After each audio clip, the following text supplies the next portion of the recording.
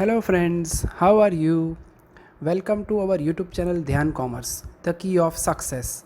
Please like, subscribe, share and press bell icon for notifications. Thank you. जय माताजी all dear student, welcome to online lecture of Dhyan commerce. ईमान कमीशन of account का सफर आज आगे बढ़ा रहा है। लास्ट लेक्चर में जो काम किया था वैसा ही एक और सब मैं आपको लेने जा रहा हूं, जहां पे दो कंपनी बिक रही होती है और एक परचेसिंग कंपनी होती है, यानी कि परचेसिंग कंपनी एक होगी और दो दो वेंडर कंपनी होगी। ऐसा ही आपको एग्जांपल नंबर 18 करवाने जा रहा हूं, पेज नंबर 339, जोगी, विजोगी, संजोग। तो ऐसे तीन कंपनियां की इंफॉर्मेशन वहां पे आपको दी गई है। पेज नंबर 339 निकालो, एग्जांपल नंबर 18, जोगी एंड विजोगी। चलिए मैं अमाउंट ऐड करना स्टार्ट कर रहा हूं, आपका ध्यान अंदर होना चाहिए। Jogi limited and Vijogi limited were amalgamated on 1/4/2012. A company Sanjog Limited was formed to take over the business of existing company. भाई देखो यहाँ पे क्या हो रहा है, जोगी एंड विजोगी दो कंपनी थी, उसको नई कंपनी संजोग लिमिटेड परचेस कर रही है, टेक ओवर कर रही है दोनों कंपनी का बिजनेस। फिर आपको जोगी एंड विजोगी कंपनी की बैलेंस शीट दी गई है, पर हमारा काम क्या है, हमें ये पता होना चाहिए कि भाई कौन परचेसिंग कंपनी है, कौन वेंडर कंपनी है। तो अब देखो यहाँ पे नाम के हिसाब से मैं लिखने जा रहा हूँ। सबसे पहले परचेसिंग कंपनी, परचेसिंग कंपनी यहाँ पे कौन है, संजोग लिमिटेड। कौन सी कंपनी परचेसिंग है, संजोग लिमिटेड। और वेंडर है ना, दो दो कंपनी है, जोगी लिमिटेड एंड विजोगी लिमिटेड। ये मैंने नहीं कहा, ये अंदर लिखा हुआ है, ठीक है। ये आपको अंदर मिल जाएगा कि दो दो कंपनी की इंफॉर्मेशन है और संजोग कंपनी नई कंपनी है। इसका मतलब ये होता है कि जो संजोग कंपनी है ना, वो हम बन जाएंगे। हम कौन है, परचेजिंग कंपनी, हम संजोग कंपनी है और हम दो दो कंपनी को पेमेंट करेंगे। जोगी कंपनी को भी पेमेंट करेंगे, विजोगी कंपनी को भी पेमेंट करेंगे। उनके इक्विटी, प्रेफरेंस एंड डिबेंचर होल्डरों को पेमेंट किया जाएगा। तो आपको दो चीज से वो लोग आंसर मांगता है, amalgamation in nature of merger, amalgamation in nature of purchase. अब पीछे पेज टर्न करके देखो, लास्ट में आंसर क्या मांगा है, तो देखो मैं रीड कर रहा हूं। You are required to prepare balance sheet of Sanjog Company Limited as on 1/4/2012 after amalgamation have been carried out on the basis of two assumptions। और वो नीचे आपको दिया गया है, amalgamation in nature of merger and nature of purchase। देखो तो आपको क्या करना है, संजोग लिमिटेड की बुक में बैलेंस शीट बनानी है आफ्टर अमालगमेशन। संजोग यानी कि परचेजिंग कंपनी, यानी कि हम खुद। तो यहाँ पे सबसे पहले हम काम करेंगे amalgamation in nature of merger से हम स्टार्ट करेंगे। परचेजिंग कंपनी का नाम लिख दिया संजोग, वेंडर कंपनी का नाम लिख दिया। अब नेचर ऑफ मर्जर के लिए याद करो, पहले तीन स्टेप कौन से हैं, calculation of purchase price, second step debenture की नई वैल्यू और तीसरा स्टेप जीआर का वैल्यू, फिर हमारा बैलेंस शीट बनेगा। चलिए तो कैलकुलेशन ऑफ परचेज प्राइस मुझे स्टार्ट करनी है, क्योंकि दो दो कंपनी है। तो यहाँ पे देखो particular J for Jogi, Jogi company की परचेज प्राइस आएगी, पर्टिकुलर विजोगी कंपनी की परचेज प्राइस आएगी, ठीक है। तो स्टार्ट करें परचेज प्राइस गिनना। याद करो तो परचेज प्राइस में हम दो चीजों का पेमेंट लेते थे, इक्विटी शेयर होल्डरों को पेमेंट, प्रेफरेंस शेयर होल्डरों को पेमेंट।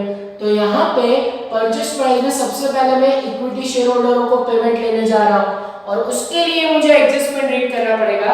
तो पीछे एडजस्टमेंट में आओ, एडजस्टमेंट नंबर 3 वो इक्विटी शेयर होल्डरों को पेमेंट है। क्या लिखा है देखो, Sanjog company limited will issue 2 equity share for each 5 equity share of Jogi limited and 3 equity share for each 10 equity share of Vijogi limited.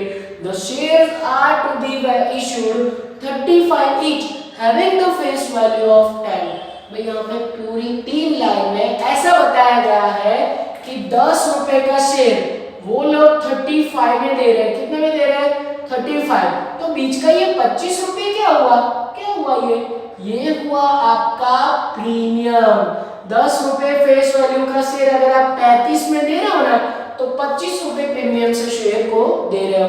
अब क्वेश्चन ये हो रहा है कि उन्होंने नंबर ऑफ शेयर नहीं दिए, तो हम काम कैसे करेंगे, उसके लिए आपका बॉडी फिक्स होना चाहिए और बोर्ड पे ध्यान। देखो जोगी कंपनी के लिए उन्होंने ये बताया है कि they will issue 2 equity share. कितने देंगे? 2 देंगे। कितने के बदले में? 5 के बदले में। They will issue 2 share for each 5, यानी 5 के बदले में 2, 5 के बदले में 2। तो टोटल नंबर ऑफ शेयर कितने हैं जोगी कंपनी के पास? उसके लिए आप बैलेंस शीट में जाओ। आगे मुझे बैलेंस शीट में से इक्विटी शेयर कैपिटल जोगी कंपनी का दिख रहा है 8,50,000। एक शेयर की प्राइस 10 है, ये डिवाइड करो तो 85,000 यहाँ पे वैल्यू आएगा, राइट? तो 85,000 पे हाउ मच? ये 85 कहां से आया? नंबर ऑफ शेयर्स है ये, राइट? तो 5 पे 2, तो 85 पे हाउ मच? ये हाउ मच करोगे तो आपको एक आंसर मिलेगा, और जो आंसर आएगा आई थिंक 32,000, राइट? तो यहाँ पे 32,000 इसका आंसर आएगा। मैं यहाँ पे लिख रहा हूँ 32,000। सबसे पहले उसको फेस वैल्यू से मल्टीप्लाई करेंगे, यानी कि मल्टीप्लाई बाय 10। और दूसरा काम क्या करेंगे? और इसके साथ साथ प्रीमियम भी है, तो सिक्योरिटी प्रीमियम अलग से दिखाया जाएगा इस तरीके से, जैसा काम हमने लास्ट सब में किया था। तो ये इक्विटी शेयर आ गया है, और सेम ये 3200 शेयर पे, ओके 3200 शेयर है, ठीक है? चेक कर लेते हैं हम आंसर में। यस 3200 है, तो 3200 शेयर पे प्रीमियम कितना दोगे? 25 रुपए प्रीमियम दोगे। चलो करें मल्टीप्लाई, 3200 इंटू 10 आई थिंक 3,20,000। फिर इसके बाद 3200 इंटू 25 करना पड़ेगा, जो मैं कैलकुलेटर में कर रहा हूँ। ओके 3200 इंटू 25, और वो आंसर आएगा 80,000, ठीक है? इस तरीके से हमने नंबर ऑफ शेयर दे दिए। अब मैं ऊपर वाला भी चेक कर लेता हूँ कि हमारा आंसर सही है या गलत। हाँ एकदम प्रॉपर लिखा हुआ है। 85,000 into 2 divide by 5, 34,000 I think ये आएगा।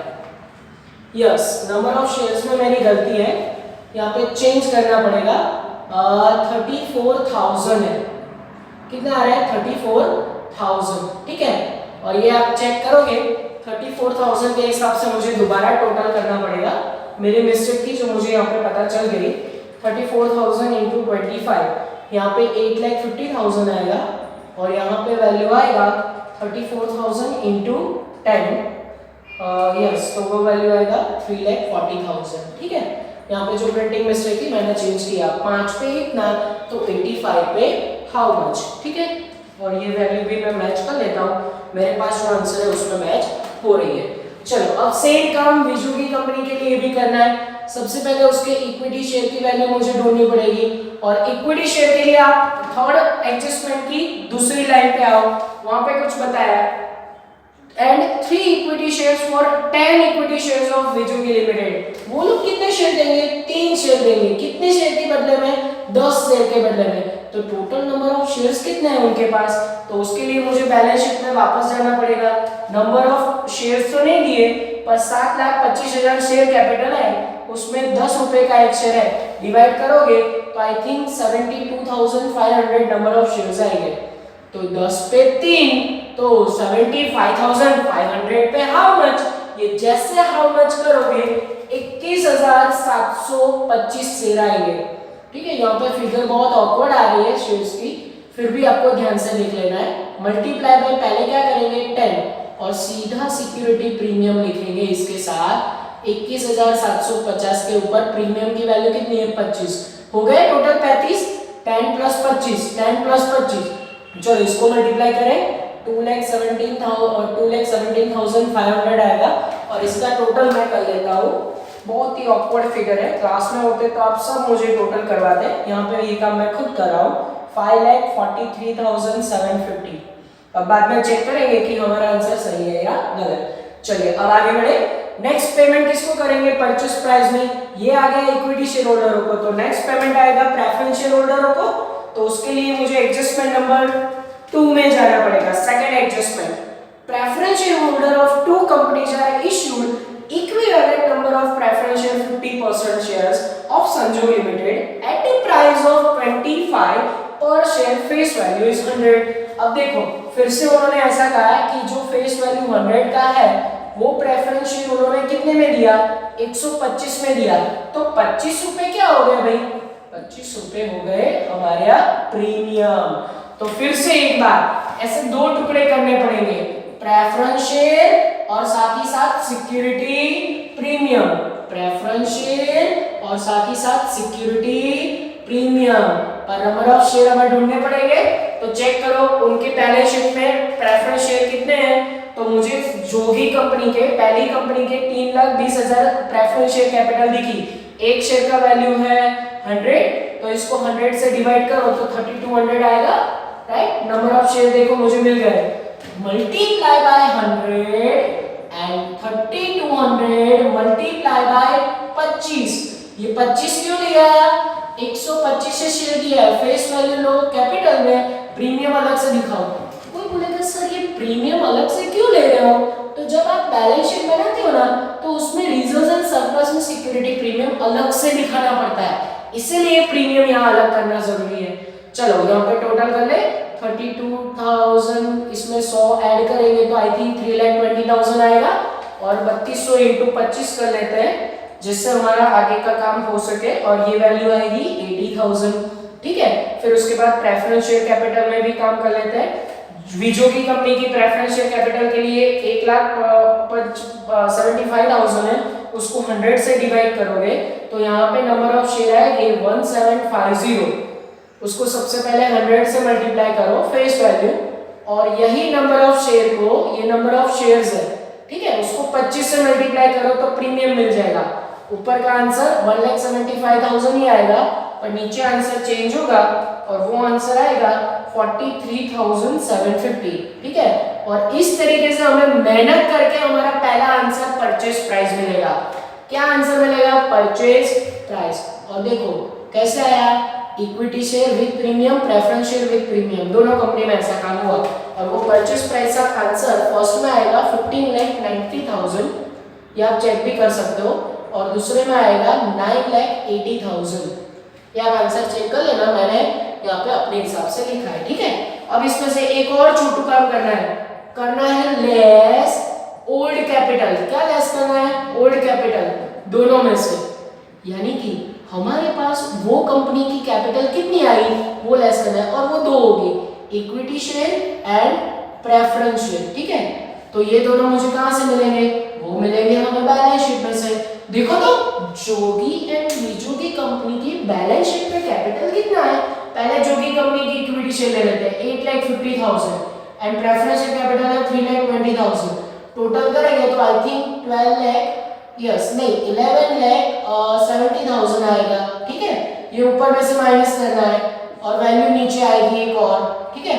फिर उसके बाद विजोगी कंपनी की equity and preference share capital check करो तो 7,25,000 है, एंड दूसरी कंपनी प्रेफरेंस शेयर कैपिटल है उसकी 1,75,000, आई थिंक 9 लाख यहाँ पे आ रहा है, ठीक है। माइनस करोगे तो नीचे वैल्यू आएगी, उसको कहाँ लेके जाओगे?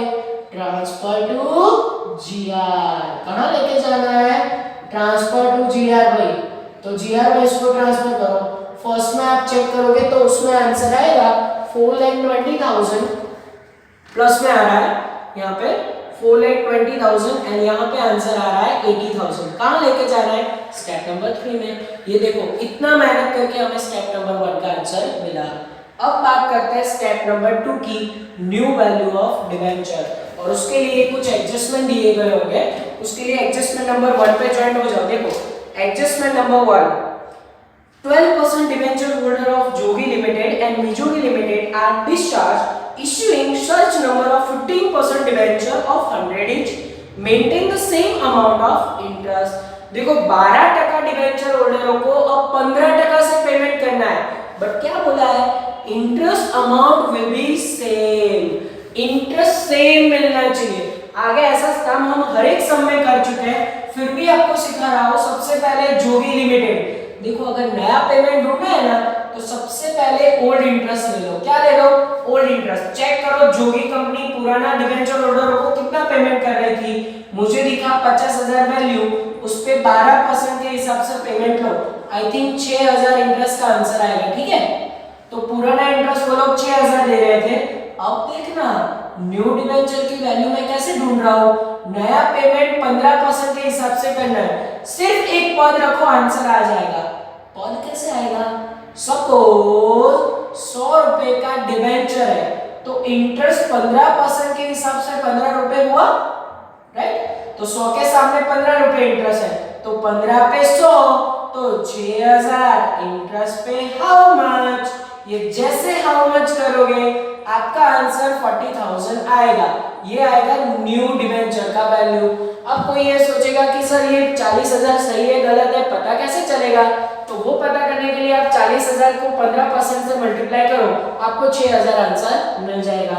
ठीक है, सेम काम हम दूसरी कंपनी के लिए करें जो कि है वीजोगी, वी कंपनी लिमिटेड। चलो उसके लिए पहले क्या करेंगे, ओल्ड इंटरेस्ट ढूंढेंगे। देखना सेम काम है, ऊपर बैलेंस शीट में से डिबेंचर 28,000 के है, उसको मल्टीप्लाई करो 12% से, तो आई थिंक आंसर आएगा 3360। अब ये इंटरेस्ट ओल्ड है, ये क्या आया ओल्ड इंटरेस्ट। अब मुझे नए डिबेंचर की वैल्यू के लिए सिर्फ एक पद रखना पड़ेगा। पद ऐसा आएगा कि 100 रुपए डिबेंचर पे इंटरेस्ट 15 रुपए, कितना इंटरेस्ट है 15, तो 3360 इंटरेस्ट पे डिबेंचर हाउ मच, और हाउ मच करने से आपका आंसर आएगा 22,400। कितना आंसर आएगा 22,400। ये क्या मिला मुझे न्यू डिबेंचर। अब सीधा चेक करो 22,400 इंटू 15% करो, ये इंटरेस्ट आएगा। ये लोग ये बोल रहे हैं कि 12% हो या 15%, इंटरेस्ट की वैल्यू बदलनी चाहिए नहीं, तो नया पेमेंट मिल गया। ठीक है, ये दोनों स्टेप होने के बाद अब जाते हैं स्टेप नंबर 3 की तरफ। अगर स्टेप सही है तो बैलेंस शीट में कोई दम नहीं है। ठीक है, चलिए कैलकुलेशन ऑफ जीआर, और उसके लिए मुझे सबसे पहले क्या करना पड़ेगा, बैलेंस लिखना पड़ेगा। तो बैलेंस शीट में से जीआर का बैलेंस बोलो तो जीआर का बैलेंस कहीं ना कहीं आपको जीआर का बैलेंस दिख जाएगा, और मैं चेक कर रहा हूँ जीआर का बैलेंस, यस, और वो मुझे दिख रहा है, हाँ, जोगी एंड विजोगी 2,40,000 एंड विजोगी कंपनी का है 1,60,000, और टोटल करोगे आई थिंक 4 लाख आएगा। ठीक है, अब उसमें से पहली इफेक्ट ये वाले स्टेप की दे दो, इसको क्या बोला जाता है याद हो तो, debenture return either profit either loss. Profit हो तो प्लस करो, लॉस हो तो माइनस करो। अब प्रॉफिट एंड लॉस पता कैसे चलेगा, ओल्ड वैल्यू को कंपेयर करो न्यू वैल्यू के साथ।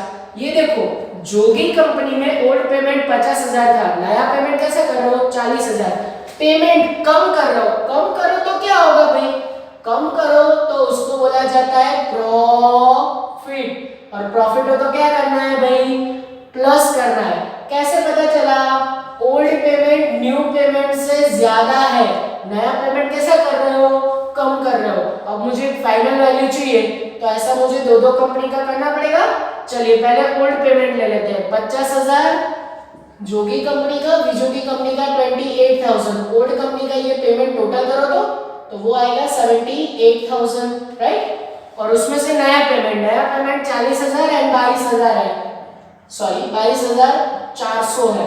इन दोनों को प्लस करो तो वैल्यू आएगी नया पेमेंट 62,400। अब देखो क्लियर दिख रहा है कि पुराना पेमेंट नए पेमेंट से ज्यादा है, यानी नया पेमेंट कैसा है कम हो तो क्या होगा प्रॉफिट।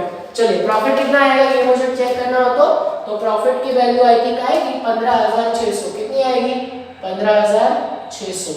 अब स्टेप नंबर 1 की बात कर लेते हैं। यहाँ पे ट्रांसफर टू जीआर था, तो इसको सिंपली यहाँ पे लिखोगे आप डिफरेंस इन परचेज प्राइस। क्या लिखोगे, डिफरेंस इन परचेज प्राइस। याद है आपको, यहाँ पे प्लस तो यहाँ पे माइनस, यहाँ पे माइनस तो यहाँ पे प्लस। चलिए जोगी एंड विजोगी में देख लेते हैं। यहाँ पे प्लस है, क्या करूं मैं 4,20,000 माइनस, यहाँ पे अगेन प्लस है, क्या करूं मैं माइनस। इसका रीजन मैंने बताया था याद हो तो, यहाँ पे प्लस आया उसका रीजन क्या है, आप परचेज प्राइस ज्यादा पे कर रहे हो। ज्यादा कहां से दोगे, जीआर में से, ज्यादा आप जीआर में से दोगे।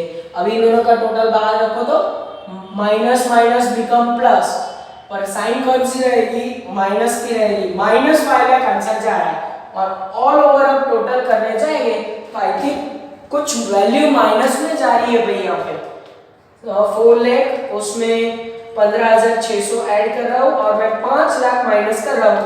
अच्छा माइनस जा रहा है यहाँ तो 84,400 माइनस में आ रहा है, देखो।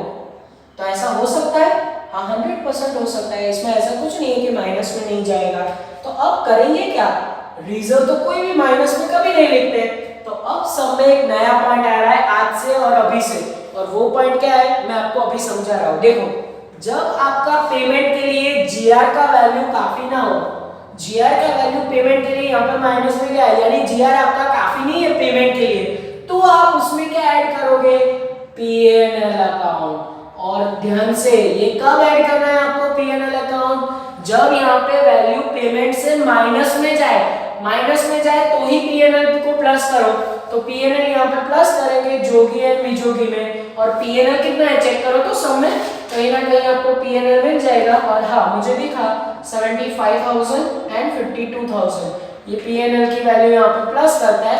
पीएनएल का टोटल आई थिंक आएगा यस 1,27,000, 1,27,000 यहाँ पे प्लस करो, हमारा जीआर और पीएनएल का नया कंबाइंड वैल्यू आएगा 42,600। तो ये पॉइंट ये सब में नया था, ठीक है। और इसके सामने लिखेंगे क्या, पीएनएल जीआर दोनों कंबाइंड है, फिर भी आप जीआर सिर्फ लिखोगे तो चलेगा, कहाँ लिखाना है, बैलेंस शीट में, ठीक है। तो ये बैलेंस शीट में चला जाएगा।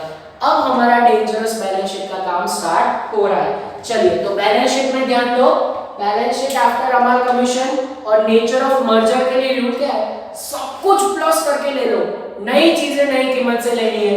तो ओल्ड बैलेंस शीट सामने रखो, ओल्ड बैलेंस शीट में आपको सबसे पहले क्या दिख रहा है, इक्विटी शेयर कैपिटल। तो हम भी शुरुआत कहां से करेंगे, इक्विटी शेयर कैपिटल से।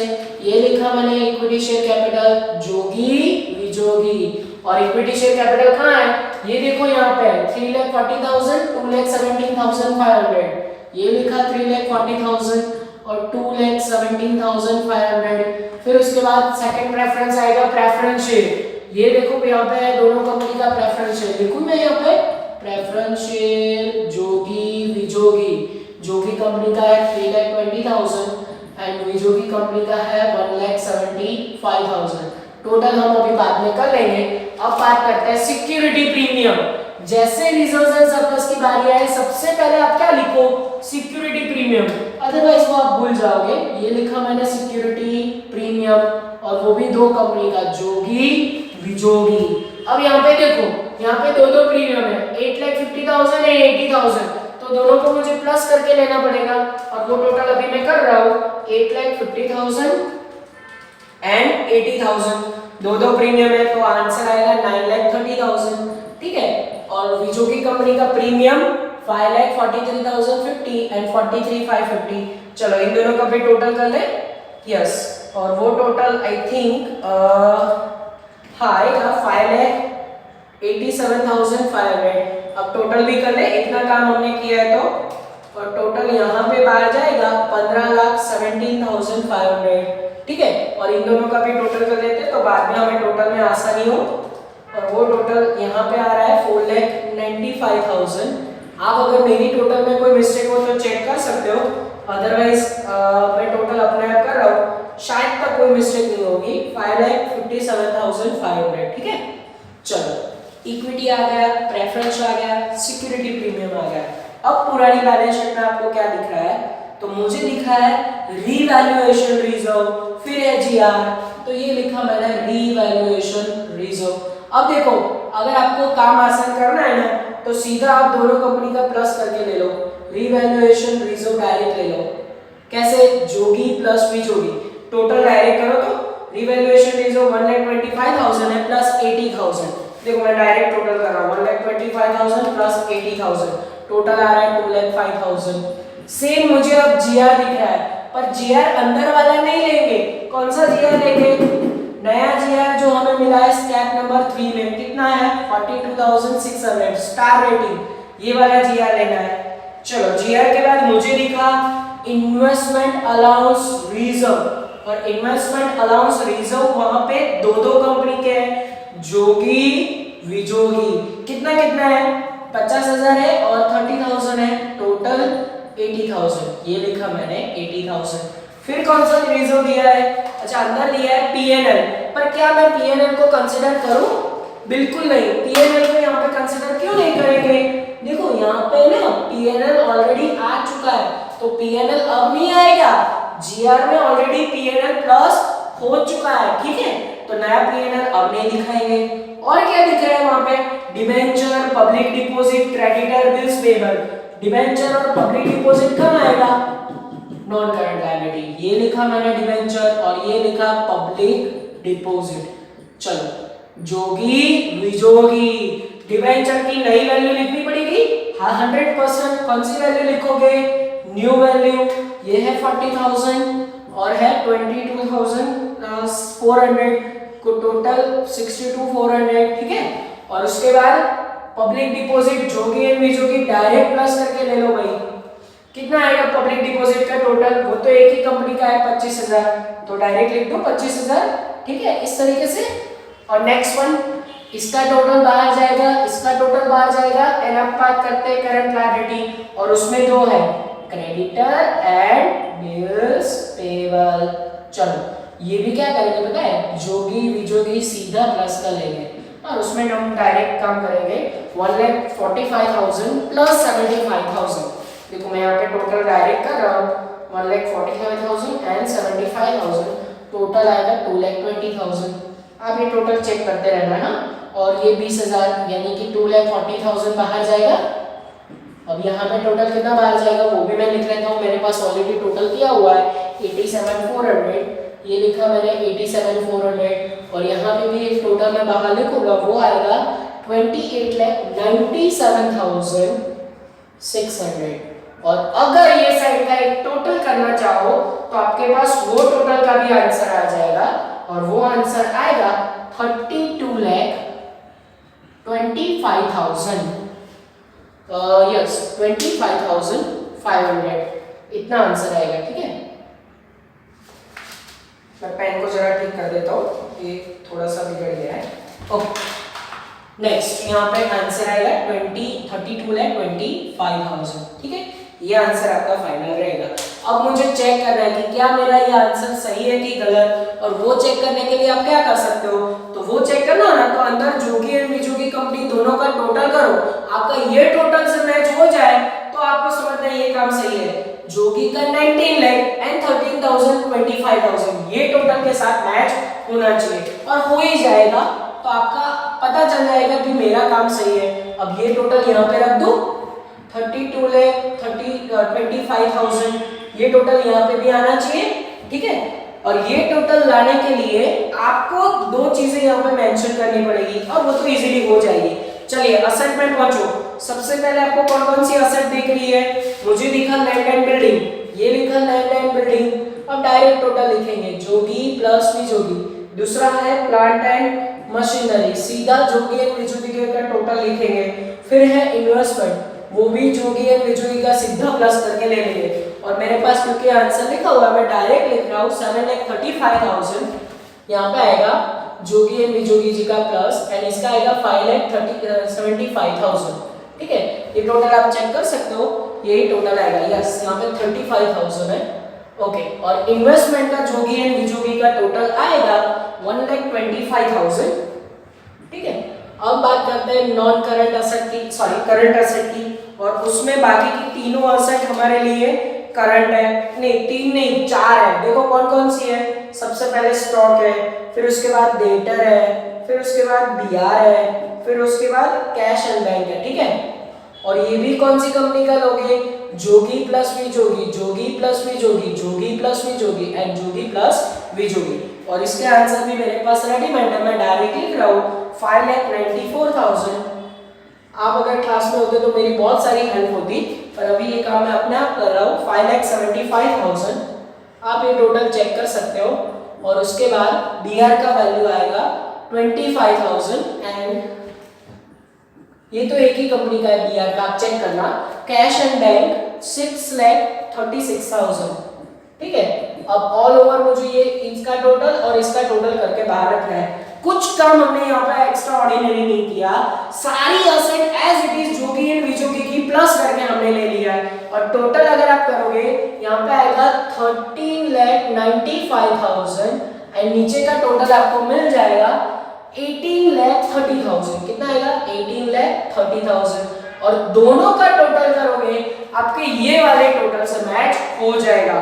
तो ये हमारा सबसे बड़ा काम जो कि था amalgamation in nature of merger यहाँ पे कंप्लीट होता है। इसके बाद इसके ऊपर से मैं नेचर ऑफ परचेस आपको करवा रहा हूँ। चलिए तो अब बात करते हैं अमाल commission in nature of purchase. अब नेचर ऑफ परचेज के लिए हमारे पास बोर्ड पे पूरा वर्क मैंने रेडी रखा है और जो जो चीजें नहीं चाहिए थी वो मैंने निकाल दिया है। तो अब अमाल कमीशन में सेकंड आंसर स्टार्ट करने जा रहे हैं नेचर ऑफ परचेज पे, और उसमें स्टेप में थोड़े से चेंजेस आता है। सबसे पहला स्टेप तो कॉमन ही रहता है, कैलकुलेशन ऑफ परचेज प्राइस, जो हमने आगे मर्जर में गिना हुआ था। और जोगी कंपनी के लिए 15,90,000 और विजोगी के लिए 9,80,000 जो ऑलरेडी आगे गिना था। अब स्टेप नंबर 2 से चेंजेस आएगा। स्टेप नंबर 2 में हमें क्या लेना है, तो स्टेप नंबर 2 में हमें लेना है कैलकुलेशन ऑफ नेट असेट। और नेट असेट का मीनिंग क्या होता है, total asset minus total liability. Asset में लिए रूल क्या है, असेट के लिए रूल ये है कि उसमें फिक्टिशियस असेट नहीं लेना है। तो चेक करो जोगी एंड विजोगी कंपनी की जो हम असेट ले रहे हैं, ये सब नंबर 18 में, उसमें है land and building, plant machinery, investment, stock, debtor, DR, cash and bank. इसमें से एक भी फिक्टिशियस असेट नहीं है। तो मतलब कि हम सारी असेट टेक ओवर करेंगे। तो उसमें सारी असेट का मैंने सिर्फ नाम लिखा है, अब मैं डायरेक्ट टोटल लिखूं तो चल जाएगा, राइट। आप इंटेलिजेंट स्टूडेंट हो, डायरेक्ट सारी असेट का सीधा टोटल ले रहा हूं। यहाँ पे ले रहा हूं 90 लाख और बाजू की कॉलम में है विजोगी के लिए 13,25,000। आपको एग्जाम में ऐसा शॉर्टकट यूज नहीं करना है, आप सारी असेट की वैल्यू लिखोगे। अब उसमें से माइनस करना है टोटल लायबिलिटी। पर लायबिलिटी के लिए रूल क्या है, नेट असेट में आपने आगे गुडविल में पढ़ा हुआ है, owners capital, reserves and surplus लिए जाते नहीं है। तो क्या लिया जाता है, इंटेलिजेंट स्टूडेंट सीधा ये याद रखता है non current liability and current liability take over होता है। तो उसमें चार आ रही है, देखो debenture, public deposit, debenture, public deposit, creditor, bills payable, creditor, bills payable. तो इसको टेक ओवर करें। डिबेंचर जोगी एंड विजोगी कंपनी की नई वैल्यू आपको सामने मिल जाएगी 40,000 एंड 22,400। चलिए पब्लिक डिपॉजिट के अंदर से वैल्यू लिखे, सिर्फ जोगी कंपनी में 25,000। फिर बात आ रही है क्रेडिटर की, वो है जोगी कंपनी में 1,45,000 एंड विजोगी में 75,000। बिल्स पेबल ओनली जोगी कंपनी में 20,000। तो अब ए में से डी को माइनस करो, ये देखो नेट असेट का आंसर भी मिल जाएगा और वो आंसर आपके लिए आएगा 16,70,000। यहाँ पे कितना आएगा 16,70,000। और दूसरे में आंसर कितना आएगा, तो उसमें आंसर आएगा 12,27,600। ठीक है, ये आंसर आएगा, आप आंसर चेक कर सकते हो। तो ये देखो नेचर ऑफ परचेज में देखते ही देखते दो स्टेप तो खत्म हो गए। अब हमारा तीसरा छोटू step, either capital reserve either goodwill. Capital reserve कब कहलाएगा, जब आपका नेट असेट परचेज प्राइस से ज्यादा हो। चेक करो तो ऐसा है, ये देखो 16,17,000, यहाँ पे 15,90,000, यानी कि ये ज्यादा है। 12,27,600, 9,80,000, ये ज्यादा है। तो इसका मतलब यही सिचुएशन हो रही है, नेट असेट परचेज प्राइस से ज्यादा है। परचेज प्राइस कैसा है, कम, पेमेंट कम करो तो वो क्या है, कैपिटल रिजर्व, यानी कि ये वाले सब में भी गुडविल नहीं है। शायद तक नेक्स्ट सब में गुडविल आ जाएगी। अभी के लिए net asset minus purchase price. चलो ऐसा काम जोगी एंड विजोगी दोनों के लिए करेंगे। जोगी कंपनी में नेट असेट है 16,70,000 और उसकी परचेज प्राइस है 15,90,000 और टोटल बाहर यहाँ पे नई वैल्यू आएगी। विजोगी कंपनी में 12,27,600 है और उसमें से उसका परचेज प्राइस है 9,80,000। इन दोनों का डिफरेंस निकालो तो, और डिफरेंस निकालोगे तो आंसर आएगा आई थिंक 80,000, यहाँ पे 80,000 आएंगे। और नीचे विजोगी कंपनी में आंसर आएगा 2,47,600, 247,600। और कुल मिला के इन दोनों का टोटल करोगे तो वो आएगा 3,27,600। ये मेरे पास आंसर गिना हुआ है तो वहां से मैं कॉपी कर रहा हूँ। ये क्या आया, कैपिटल रिजर्व। कहाँ लेके जाओगे, बैलेंस शीट में। ठीक है, तो ये देखो नेचर ऑफ परचेज में 3 स्टेप आराम से हो गए। पर अगर सीधा आपको एक ही नेचर से सब मांगा हो, जैसे कि नेचर ऑफ परचेज से ही आंसर मांगा हो, तो आपको सिर्फ ये काम बहुत ही लेंथी लगेगा, क्योंकि आगे हमने मर्जर किया ना, इसीलिए ये काम बहुत इजी लग रहा है। ठीक है, चलो अब बैलेंस शीट पे जाते हैं हम। इन द बुक्स ऑफ संजो कंपनी बैलेंस शीट आफ्टर अमाल कमीशन। नेचर ऑफ परचेज के लिए बैलेंस शीट का रूल क्या है, जोगी एंड विजोगी जो वेंडर कंपनी है उसकी वही चीजें लोगे जो हम टेक ओवर करके लेके जा रहे हैं। यानी ये 3 स्टेप में जो भी चीज आएगी वो यहाँ पे दिखनी चाहिए, उसके अलावा कोई भी लेना नहीं है। तो अब देखो मैंने पुरानी सारी बैलेंस शीट सामने रखी है, उसमें कहाँ चेंजेस आएंगे। सबसे पहले मेरा ध्यान जा रहा है equity share and preference share capital में। ये जो वैल्यू है जोगी विजोगी की, वो यहाँ पे हमने परचेस प्राइस में कंसीडर किया था। हाँ वो परचेस प्राइस में है, ये 15 लाख एंड 9,80,000, इसमें ये दोनों वैल्यू है। तो फिर यहाँ पे कोई चेंज नहीं, देखो ये टिक मार्क किया एज इट इज ऐसे ही रहने दो। अब रिजर्व एंड सरप्लस में देखो सिक्योरिटी प्रीमियम, क्या परचेस प्राइस में प्रीमियम पेड हुआ था? हाँ वो भी हुआ था, उसको भी एज इट इज रखो। अब देखो चेंज कहाँ हो रहा है, रिजर्व्स एंड सरप्लस में रीवैल्यूएशन रिजर्व जीआर, ये सब कुछ रखना नहीं है। कहीं पे भी रीवैल्यूएशन रिजर्व और जीआर का वैल्यू आया नहीं आया। तो ये देखो यहाँ पे चेंज, ये लोग हट रहे हैं, देखो मैं हटा रहा हूँ, रिजर्व गायब हो गए गायब। अच्छा ये रिजर्व को गायब क्यों नहीं किया? Investment allowance reserve, adjustment number 4 को चेक करो, adjustment number 4, investment allowance reserve is to be maintain for more than 2 years. Investment allowance reserve को 2 साल तक आपको कंटिन्यू रखना है, मतलब ये रिजर्व को नहीं हटा सकते। स्टार रेटिंग क्यों नहीं हटाया?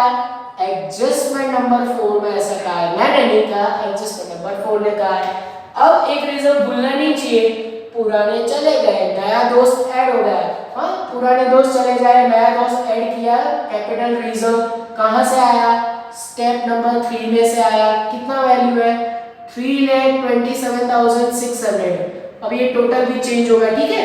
पर इसके बाद अगर हम देखने जाए तो debenture, public deposit, creditor, bills payable, ये सेम जोगी विजोगी के देखो तो यहाँ पे हमने टेक ओवर किए, यानी हमारी बुक में ये हम टेक ओवर कर रहे हैं, तो ये वैल्यू एज इट इज रहेगी, ऐसी की ऐसी ये वैल्यू रहेगी। और देखो एक और चीज बता देता हूँ, सारी एसेट हमने टेक ओवर किया है, ये जितनी भी एसेट है सभी के सभी एसेट हमने टेक ओवर किया है, यानी ये वैल्यू भी एज इट इज रहेगा। अब सिर्फ टोटल करना है, और आपको पता है नेचर ऑफ परचेज में टोटल चेंज होगा, यहाँ पे कुछ मिसिंग आएगा, और उसके लिए मैं यहाँ पर नया टोटल लिखने जा रहा हूँ। सबसे पहला ये वाला टोटल, और मैंने ऑलरेडी किया हुआ है, इतनी चीजों का अगर आप टोटल करोगे तो वो आएगा 29,77,600, ये टोटल आएगा। इसमें ये दोनों को प्लस करोगे तो यहाँ पे नया टोटल आएगा, वो आएगा 33,05,000। आप ये टोटल चेक करना, 33,05,000 यहाँ पे टोटल आएगा। अब यही टोटल को मैं अगर यहाँ पे रखूं 33,05,000, तो यहाँ पे मिसिंग आएगा वैल्यू, और वो वैल्यू कितनी आएगी वो मुझे और आपको पहले से पता होगा। ये डिफरेंस इन दोनों वैल्यू में से यहाँ से माइनस करोगे तो यहाँ पे 80,000 वैल्यू मिसिंग आएगा। और वो वैल्यू मिसिंग क्यों आया? जोगी एंड विजोगी का जो 50,000 एंड 30,000 आपने इन्वेस्टमेंट अलाउंस रिजर्व जो रखा था ना, इसी का ये वैल्यू मिसिंग आएगा। और उसको कहाँ लेके जाओगे? उसको लेके जाओगे अमालगमेशन, थोड़ा सा फिर से लिखता हूँ, अमालगमेशन एडजस्टमेंट अकाउंट। कहाँ लेके जाओगे? Adjustment account. एक्चुअली ये फिक्टिशियस असेट की हेडिंग में दिखाया जाता है, नॉन करंट असेट में फिक्टिशियस असेट की हेडिंग में ये लोग चीज दिखाई जाती है। तो अब देखो ये टोटल में नेचर ऑफ परचेज में कितना वैल्यू मिसिंग है आपको पहले से पता होगा। तो इतना ये चैप्टर इजी है, जितना आप प्रैक्टिस करोगे आप ये चैप्टर में मास्टर बन जाओगे। ये चैप्टर भले लेंथी हो पर आपको ज्यादा परेशान बिल्कुल नहीं करेगा।